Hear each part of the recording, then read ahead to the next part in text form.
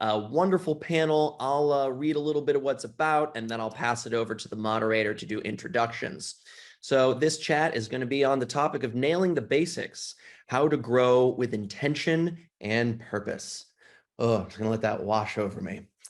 From honoring foundational, from honing foundational skills early career to navigating heightened responsibility mid-career, what does it take to be successful while also growing with intention and purpose?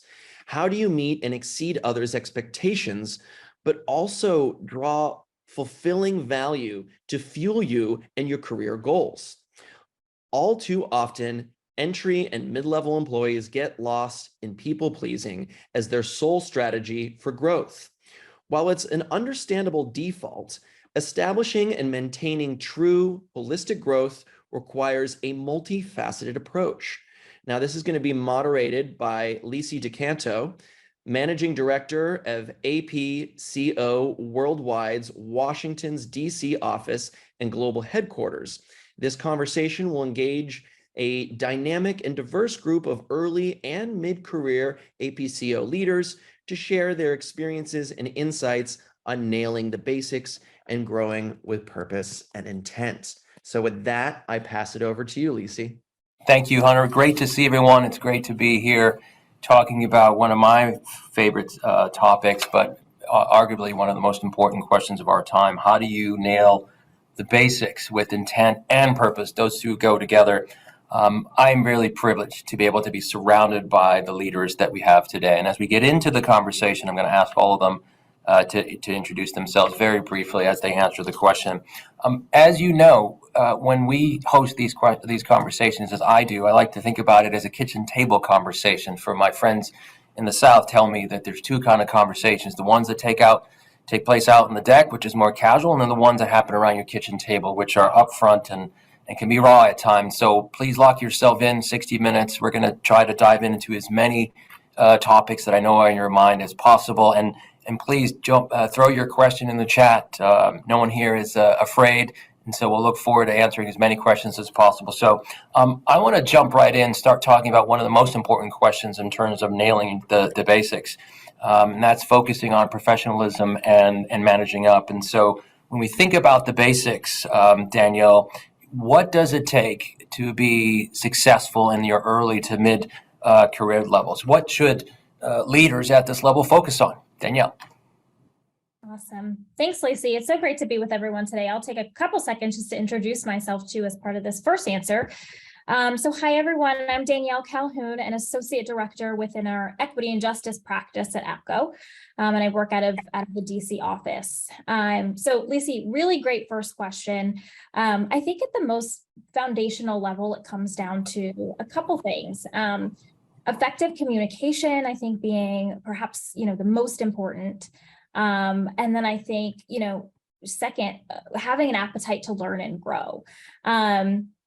And so in terms of effective communication, I mean, gosh, from the very start of our careers, I think nailing the basics is about communicating around your needs, around your questions, around sort of your progress with deliverables, and so much more. And then, personally, I have found that it's so important to just have an appetite to learn and grow and to show others that you are interested in honing your skills and developing and progressing and doing so by asking really important questions and showing that you're paying attention. So those are the sort of the initial things that come to mind, but interested in sort of what others would add to that. Jermaine, nailing the basics means a lot of things, certainly a lot of the stuff that Danielle talked about, but what does it mean for you? You do incredible work here at APCO. Tell the audience here just a 10-second snapshot of who you are and what you do, but for you, what does it mean to nail the basics in your early and mid-career level? Sure thing. And thank you so much, Licy. So just a little bit about me. I am Jermaine Fung. I am also an associate director at APCO, and I am based in the New York office. And I do have a very unique role in the APCO office where I work across two different practices. I have the pleasure of working on our healthcare clients, where we really help them with their public affairs strategies, whether it be to help put a life-changing drug into market, or helping them with a policy to improve or address unmet needs of a patient population. And I have a really great privilege of also working with the equity and justice team with Danielle. And this is where we also help clients to really think about and be better, and to consider the world outside of the systems that we live in. And on top of that, I also am the head of an ERG for the Asian, Native Hawaiian, and Pacific Islander at APCO. So it's a very important role for me. And as I've been growing in my career, and Licy, that's such a great question that you asked about what we need to do in order to deal with the basics first as we're growing. Something that I really focus on in my growth, especially at APCO or in my career in general, is just really being mindful of the people who's working around me. I think very early on, when I first started in my career, something that has really helped and paved the way for me in growing my skills and being a lot better at managing a lot of my goals is just being growth oriented in general, and showing people that I am very curious and really ready to learn and take on a lot of the responsibilities and take accountability and responsibility for the things that I do. And that's always been very helpful for me. Allison Smith, you also do incredible work here, like Jermaine and Danielle and Alex as well. Jermaine talked about growth. So I want to ask you to talk a little bit about what you call it a kudos file. But how do you track your professional growth, and what are some of the best practices that you can share with the audience for doing that? Yeah, thanks so much, Licy. And as my colleagues mentioned, it's just a pleasure to be here. I'm Allison Smith. I'm a project consultant at APCO Worldwide, based out of our DC office. I'm in our public affairs practice. So I focus a lot on stakeholder engagement, relationship building, which is really important to me, and also media relations. But back to the question of feedback and growth, I've found it extremely helpful to have what Licy called a kudos file. So as you're working on a project or a task, and to be fair, it's usually the first time that I worked on the task given to me. And so when I go into it, I have to think about, this has probably been done before, but how can I make sure that I'm checking in throughout to see what other people have done? Am I on the right track? And then at the conclusion of a project, being able to ask the team of any feedback. What did I do well? Where are those areas of growth? And then keeping all that information together in a really put together email file called a kudos file, where you're just filing it all away. And when you come back to it, whether it be a month down the road, if you do quarterly check-ins, it's a great way to just quickly look through, see what have you worked on, what worked, what didn't, and what can you improve on. And so it's just a good reference point as you continue to work on tasks that may be unfamiliar to you. Speaking about those tasks, Alex Mancuso, you work on so many tasks within our broader firm. How do you build up confidence among your peers and all those around you in that work that Allison puts together so beautifully in a kudos file? How do you do that? Yeah, thanks, Licy, and thank you to Power to Fly for orchestrating this all together and bringing us together. Just to give a brief introduction, my name is Alex Mancuso. I'm a consultant here at APCO, been here a little over a year and specializing in our paid media practice. And in terms of building confidence to take the great work that Allison Smith and all our colleagues put together, it's really, sometimes it's as simple as I hop on the phone call with Allison to make sure she walks me through what she's put together, understanding all the pitfalls and like where our client will have questions, and kind of using that as a quick dress rehearsal, if you will, where I can play the client and Allison can play me. And I ask her all the questions like, okay, what do we have to have done by this date? Or how does this relate to the overall objective our client wants? And that way I'm fully prepared to go to our clients and to our senior leadership, because I know exactly what Allison intended to put into that program, or what our colleagues have put to get into this amazing proposal. So you don't have to know everything. I think one of the things when you start your career is on day one, you're not expected to know everything, but your colleagues have a lot of experience at your job and in your workplace. And so having that confidence to ask, hey, can I just have 15 minutes to you walk me through this? Or I have a question on this one line item I don't really understand. having a thorough knowledge of all of that material beforehand, even just with your colleague, will just make you 100% more prepared for the actual meeting with the client. So well said. Speaking about clients, just as a reminder, APCO Worldwide is one of the largest public affairs, public relations, and advisory firms in the world. We are the only independently woman-founded, employee-operated public affairs firm based in Washington, D.C., and certainly the largest in this country and around the globe. So the clients that Alex talks about range from all walks of life in all parts of the world. We are some 1,000 to 1,200 people around the globe in virtually every market, working across virtually every industry. So talking about, Danielle, what Alex mentioned in terms of working with others, oftentimes in our early to mid careers, there's the sense of trying to please others and please those of being around you. And there's obviously some danger in doing that. So as we transition the conversation and sort of then taking a look at identifying and aligning your interest early career, how do you exceed others' expectations without resorting, as some might say, to people pleasing? How do you do that? Such a great question. Wow. Well, I can definitely say that early in my career, I was very focused on people pleasing, wanting to make sure things were fully buttoned up, wanting to make sure I had everyone's questions answered.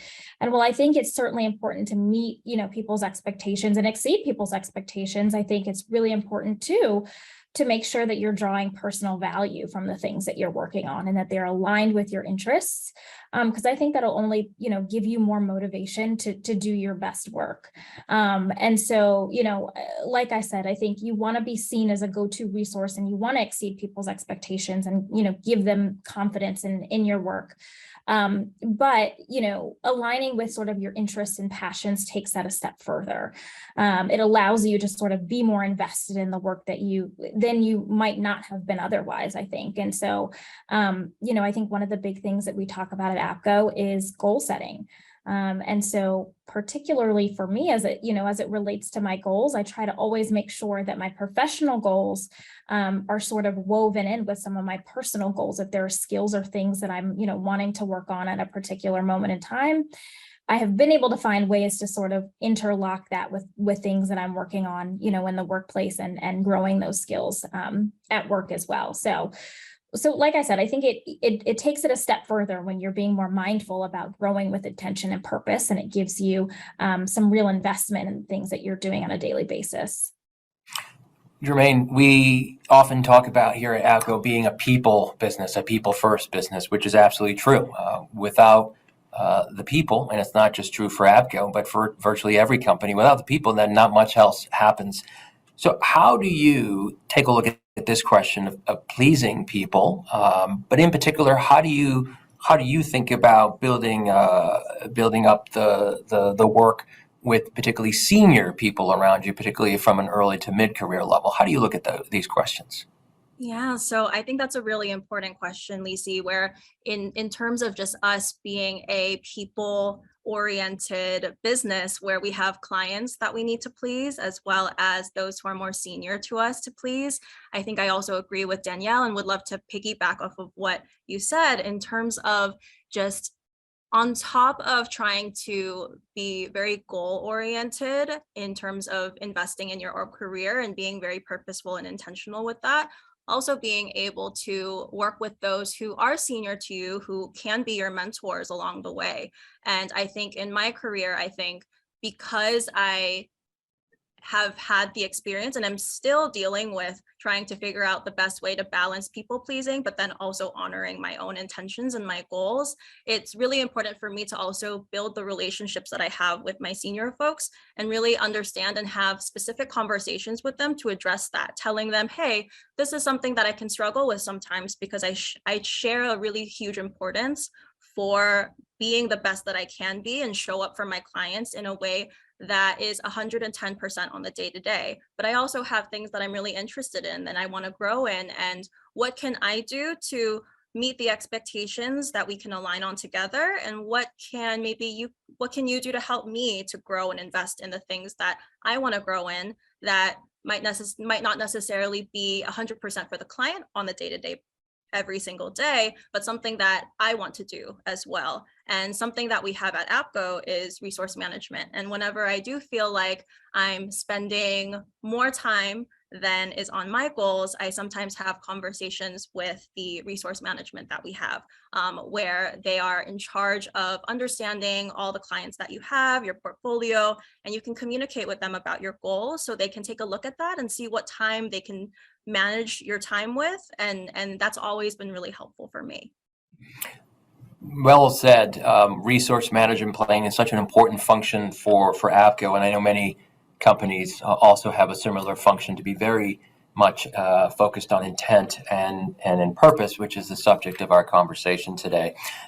Allison Smith, Jermaine talked about growth aligned to interest, aligned to the work, aligned to evolving as a leader within our company, which is true for all companies. How do you set the goals that balance between meeting the expectations of what one has to do from day to day, but also aligning with the interest that you have overall for professional growth? How do you do that?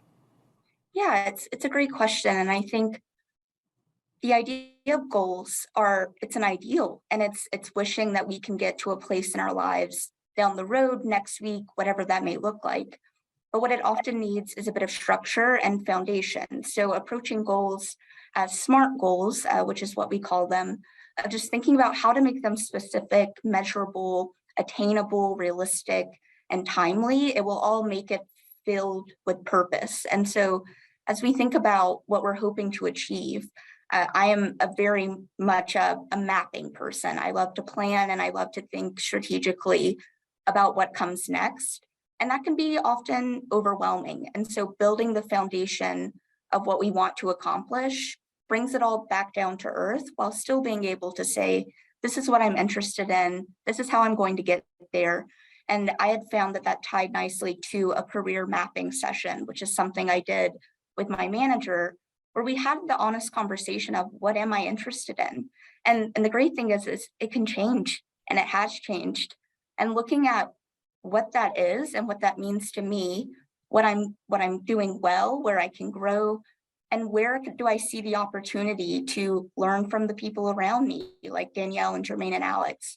Where can I take in those opportunities so that I'm constantly learning and growing while also realizing that things are going to change? So a plan may be a plan for a day or a week, and it can change, but it all ties to this foundation of having attainable goals and then building on them from there. Alex, we've been talking a lot over the last 20 minutes, and time is flying by, and I want to encourage everyone in the audience, if you have a questions, please put it in the chat. If you have a comment, would love to see how you are experiencing the conversation thus far. Alex, we've been talking a lot about intent and purpose in this conversation. I'm curious, when you don't engage in your professional growth, particularly from an early to mid-career, without intent and purpose, what does that look like for you? What does that look like for anyone on the upswing of their career and moving into the midpoint of their career? What does it look like to not be engaging with intent and purpose in your workplace? Yeah, great question, Licy. And I think it really goes back to people pleasing. You're not really assessing the asks or the duties that your colleagues are giving you and looking at it critically if they can nurture your growth. Because on one hand, no matter whether it's APCO or any company, at one point or another, a young professional is going to do some grunt work, and that's always going to be the case. However, there needs to be that balance. And if you're not advocating for yourself, if you're not going to your manager and saying, hey, this doesn't really align with my goals, it's not really nurturing for my growth, and I see this becoming a much bigger part of our portfolio, how can we address this? This is one of the great things that we have at APCO with resource management, is that if we are just getting a lot of things thrown at us, but we're not giving anything back, that means everyone else is kind of taking control of your schedule, and they're giving you the asks and the duties to perform, but you don't get to have a say in it. And I think what's really important is having that confidence to advocate for yourself. No one's going to advocate for yourself better than you.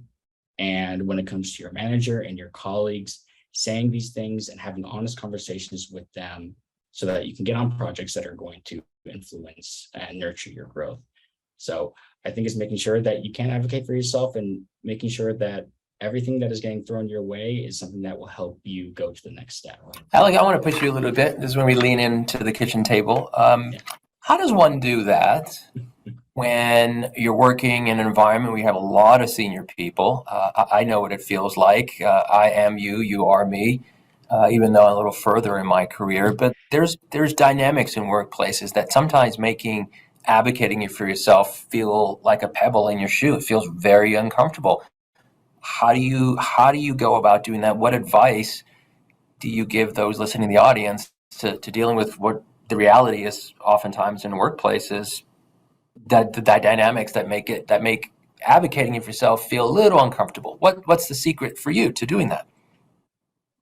It is daunting, especially when you just start your job and you see the titles and you have titles, you see the words like senior or director.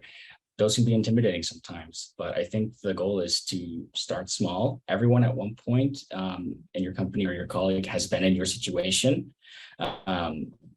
This is where it comes into mentors, into having really good managers, and starting there. Like whenever earlier this year, I had a couple projects where it got really intense for my schedule, where I was not performing my best, and it was really exhausting my work-life balance. So the first thing I did, though, before going to my manager or anyone else, is there was a colleague who was several levels above me, but we had worked on a previous account together, had honest conversations about that account and just our previous experiences. And so I pulled her aside for 30 minutes just to show her what I was talking about, to say, hey, can you give me some strategies? Just talk this out. And what happened was she boiled it down to, here are the things that we need to talk about that you need to give to your manager. What is the time? Getting down to those concrete details of, this is why this is becoming a problem. This is why it's not aligning with my goals. This is how much time it's taking. It's very daunting to put all that together when you're going around in that swirl of everything's, where it feels like the sky is falling on you in some cases. Starting small with a mentor to help dive down into those very concrete details that you can then take to your manager and to senior leadership. Because one thing that senior leadership has an ear to is very specific, very concise direction. A lot of senior leaders don't have a lot of time on their hands, and so you need to use that time wisely. So ironing down to the specific ask, concrete details, and making sure that they're tied to your goals, that is going to be the best way to communicate your needs to senior leadership where they can best assist you. Jermaine, I'm curious how you've worked in this dynamic, which is true of any company, in terms of being courageous, being bold, but also just being yourself in these opportunities to advocate for yourself and also the work that you're doing. How have you navigated this? Yeah, and I really agree with Alex and what he said too about how you just have to also build those relationships with your senior colleagues and to understand that they're not perfect either. They've been in the same position as you as before. And I think with that knowledge, what I do is when I set an intention with them is I also know that I can make mistakes. And I think that used to be a very daunting thing to me. I always thought that if I am working with someone who is a senior, I need to be buttoned up. And I need to be perfect and I need to know everything in the world. So I would Google everything. Whenever I would have a conversation, I would always think, I don't want to waste anyone's time. Senior leaders are so busy. So I will take more time than is necessary to Google everything, research everything. And once I talk to the senior leader, I'll be ready to go and no mistakes whatsoever.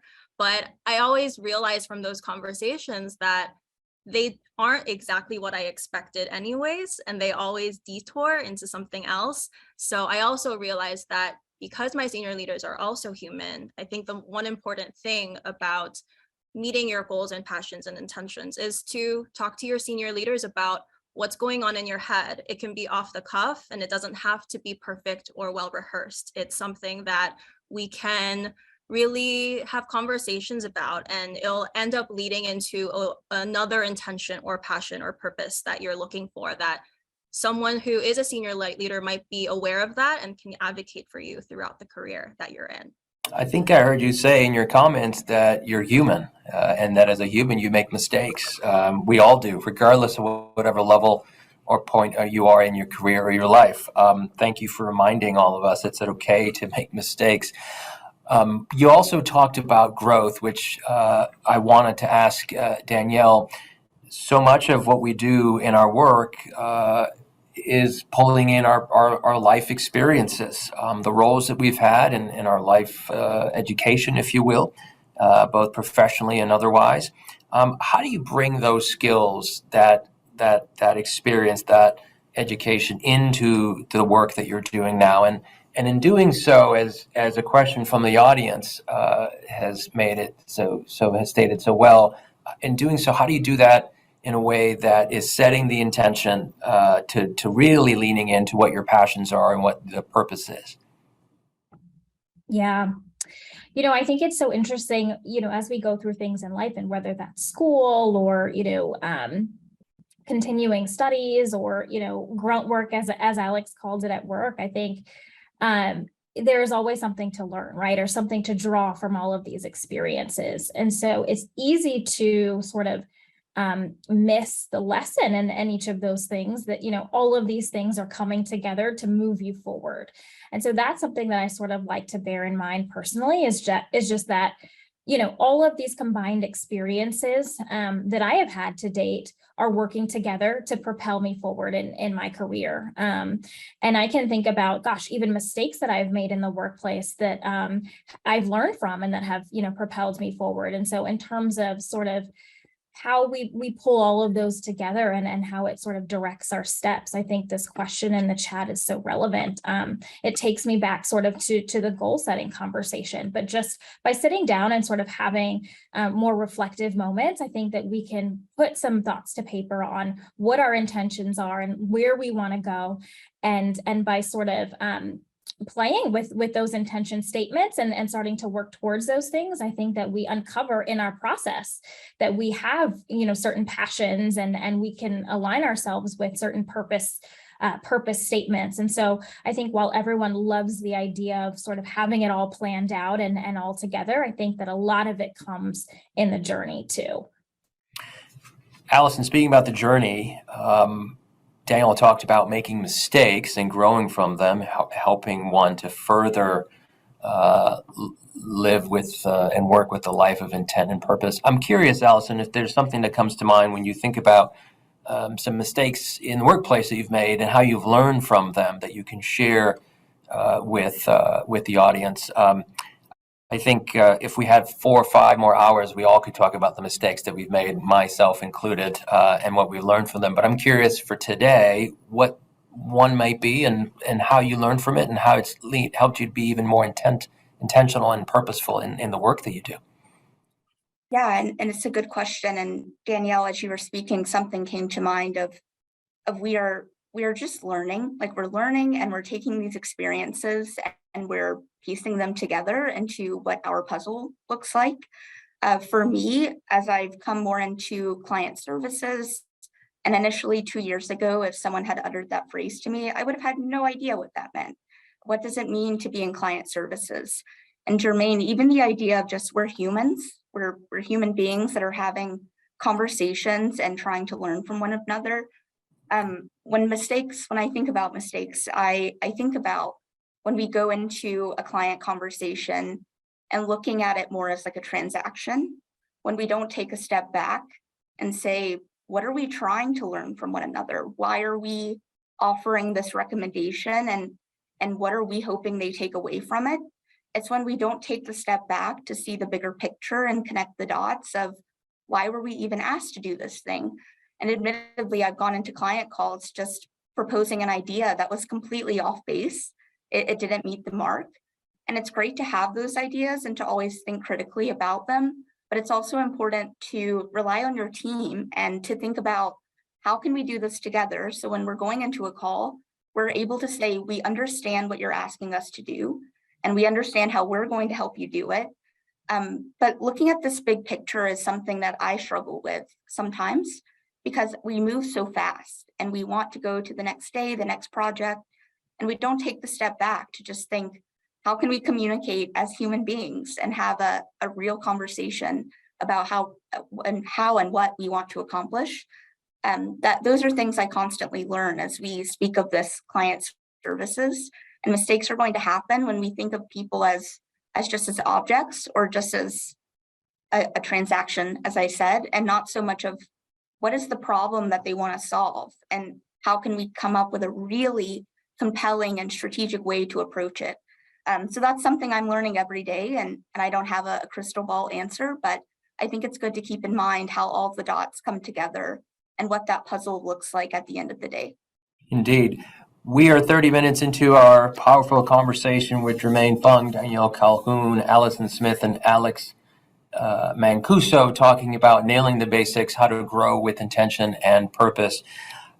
Part of getting at what you talked about, Allison, is developing trust and the ability to be vulnerable among your teams, which is what's underpinning growth for anyone in their life cycle within a company.